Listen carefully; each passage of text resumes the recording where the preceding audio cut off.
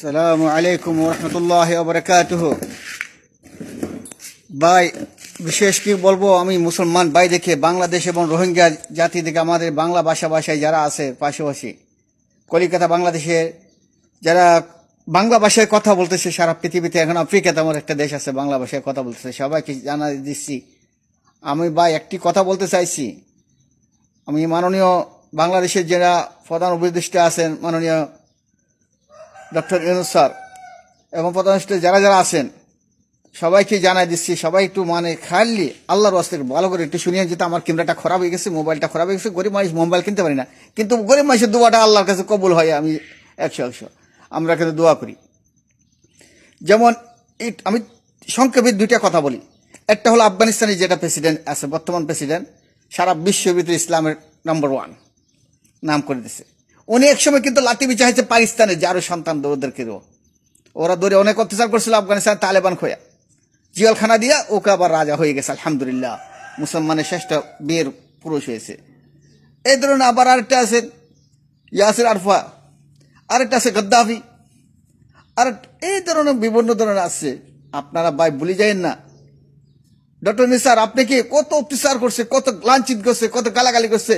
ও আপনার গ্রামীণ ব্যাংকের প্রতিষ্ঠাটা সুদ করে এই সুর কত রকম কথা বলে লাস্টে আপনাকে দেশের রাজা হয়ে আমরা দেখতে পারছি আলহামদুলিল্লাহ।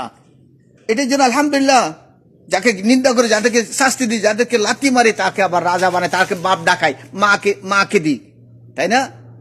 আমার দেশে কিন্তু যার সন্তান যেতুগুলি আছে রোহিঙ্গাদের বিরুদ্ধে কথা বলতেছে, মুসলমানদের বিরুদ্ধে।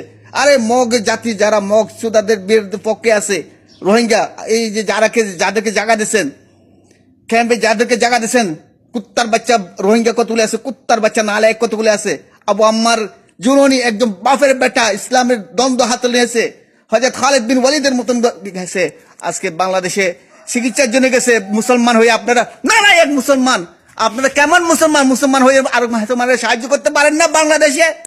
হ্যাঁ, মুসলমান হয়ে আরেক মুসলমানের সাহায্য করতে পারেন না? আপনি কেমন মুসলমান হয়েছেন বাংলাদেশের? আপনারা বাংলাদেশি কেমন মুসলমান হয়েছেন? আখিল মুসলিমুন ফি আসিয়া, আখিল মুসলিমুন ফি আফ্রিকা।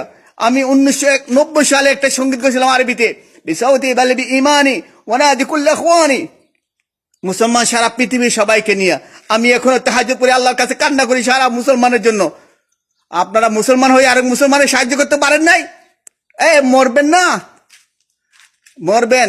আবু আম্মারের জন্য এখন সালাম দেন, আবু আম্মারকে শ্রদ্ধা করেন, ওকে সারেন, ইসলামের পতাকা হাতে হোক, খালিদ বিন ওয়ালিদের অনুসারী হোক।